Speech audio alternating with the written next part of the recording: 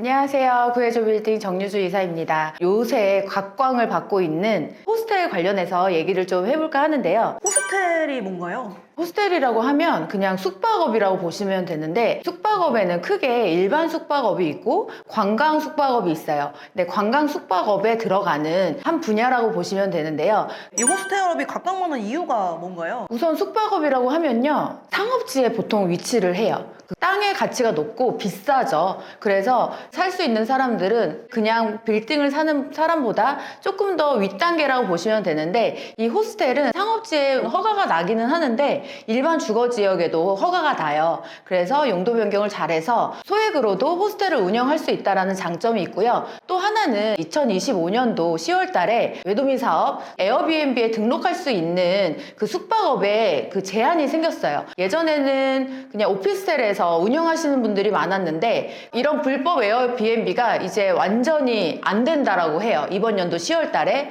그러면서 아무래도 정상적으로 영업 허가증이 나오는 이 호스텔이 인기가 많아졌습니다. 에어비앤비랑은 또 다른 건가요? 에어비앤비라고 하면 외도민 민박 사업이랑 좀 헷갈려 하시는 분들이 있는데요. 에어비앤비는 그냥 플랫폼이에요. 이 사이트에 등록할 수 있는 숙박업이 딱 5가지밖에 없어요. 일반 숙박업, 생활 숙박업, 외국인 관광 도시 민박업, 한옥 체험업, 농어촌 민박 사업인데요. 호스텔이 숙박업에 들어가기 때문에 그냥 일반적인 사업자가 아니고요, 영업 허가증이 나와야지만 등록이 가능합니다. 지금 뭐 불법으로 운영하시는 분들은 아마 10월 달에는 다 없어진다라고 보시면 돼요. 수익이 얼마나 나길래 열광을 하는지. 보통은 임대보다는 단기 임대가 훨씬 수익이 높다라고 말씀드렸는데, 그 단기 임대보다 훨씬 수익이 높은 게 이런 숙박 사업이라고 보시면 되고요.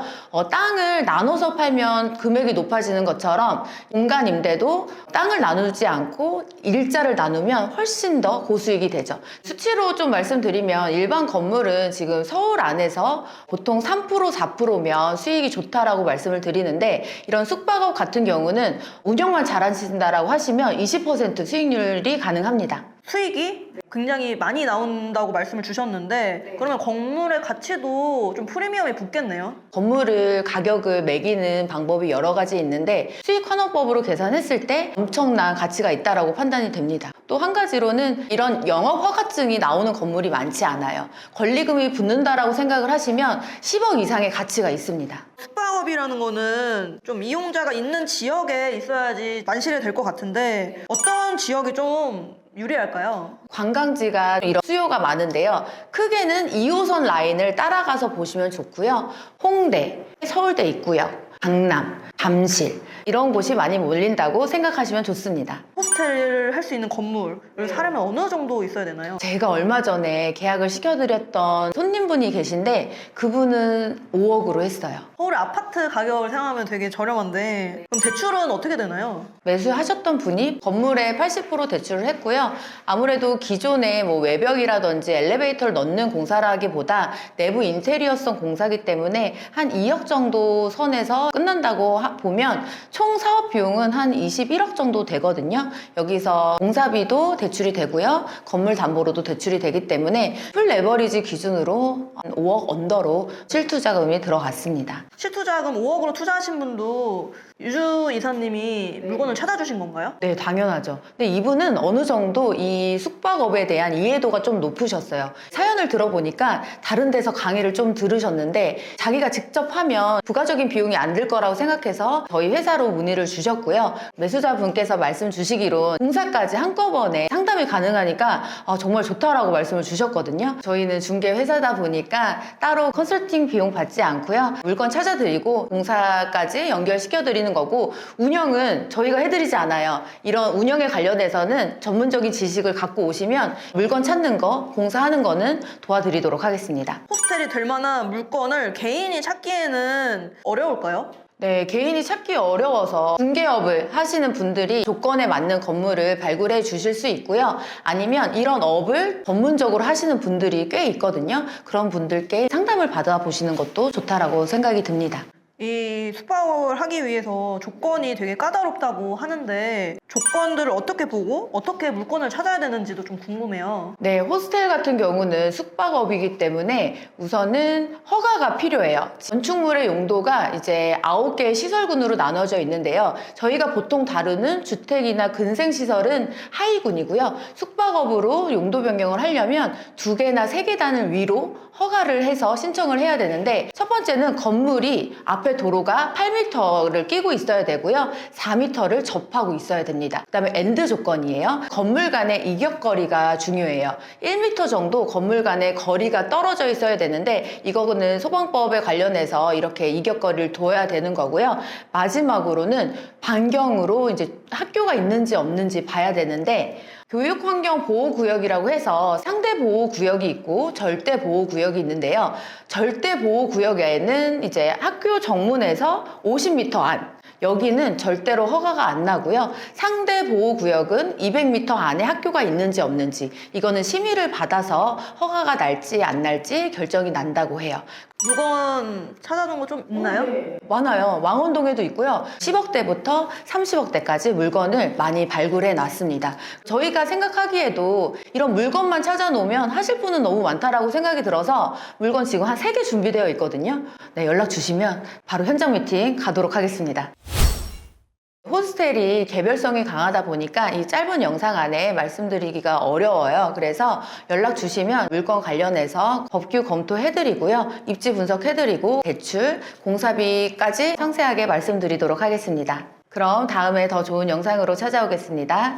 안녕. 항상 우리 고객님들이 많이 걱정하시는 부분들, 이제 혼자 건물을 찾으려니 이게 좋은지 아닌지도 모르겠고, 또 밸류업을 하자니 어디서부터 손을 대야 되는지, 뭐 이런 다양한 측면에서 좀 어려워하시는 것 같습니다. 이번에 인생빌딩 프로젝트를 소개해 드리려고 합니다. 인생빌딩 프로젝트가 간단하게 뭔지 대표님 얘기해 주시면 좋을 것 같아요. 네, 건물주님들하고 아니면 또 건물주님이 되시고 싶으신 분들과 저희가 되게 많은 일들을 하는데, 대체로 고민거리가 하나로 귀결이 돼요. 본인의 전 업이 바쁘신데 챙겨야 될 게 너무 많다. 자, 매수 검토, 공사, 설계 인허가도 좀 한 단계가 아니고 여러 단계고요. 그리고 뭐 감리자 선정에, 공사업체 선정에, 복잡한 일련의 과정들을 거치시다 보면은 진짜 뭐 질리세요. 너무 힘들어하시고, 이런 업무를 각자의 전문가들을 찾아가서 건축사님 얘기하고 시공사 얘기하고 중개사님 얘기하고 하다 보면은 다 각자의 의견들이 틀리세요. 왜냐, 각자의 입장이 또 있다 보니까. 근데 이거를 건물주님 입장에서 종합적으로 컨트롤하고 조언을 해줄 수 있는 영역이 필요하다.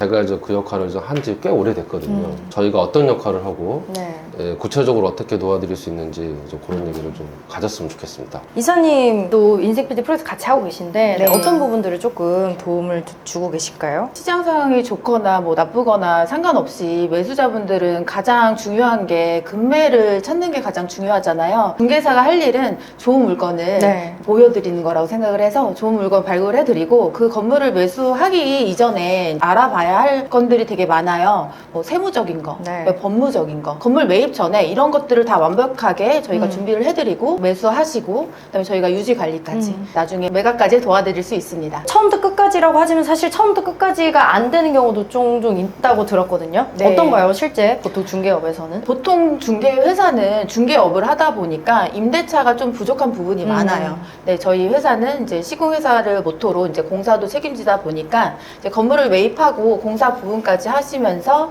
저희가 임대차까지 네. 이제 임대사업부가 또 따로 있고요. 이제 대표님께서 새로 시작하시는 빌딩 유지 관리를 하면서 저희가 거기에 맞는 컨텐츠를 채울 수 있는 또 방법들도 많이 모색을 하고 있기 때문에 많은 도움을 드릴 수 있을 것 같습니다. 전문가가 금매라고 생각합니다. 그 금매가 시세보다 싸요. 거래가보다 싸고 진짜 금매예요. 근데 검토를 했더니 이 건물이 용적률 검표를 제대로 못 찾는다. 증축을 못 한다. 그리고 신축도 어렵다. 이런 분석을 통해서 합리적인 어떤 건축 행위를 밸류업을 못 한다라면 그건 금매가 아닌 거예요. 그쵸. 그냥 단순히 전문가들을 끌어들여서 물어본다고 해결되는 게 아니고, 그쵸. 건축주님 입장에서, 투자자 입장에서 그 똑같은 시각으로 이걸 바라봐 줄 수 있어야 되거든요. 맞습니다. 전문가들이 모인 집단의 협업을 한다면 넘어서서 나라면 어떻게 할 것인가라는 시각을 접근하는 방식이 필요하다고 생각이 듭니다. 그리고 저희가 이제 영상에 올려드리는 매물도 사실 올려드리면 되게 빠르게 네. 나가긴 하지만, 영상에 다 찍지 못하는 사실 숨겨진 매물들도 많아요. 훨씬 건물주분들께서 원하지 않으셔서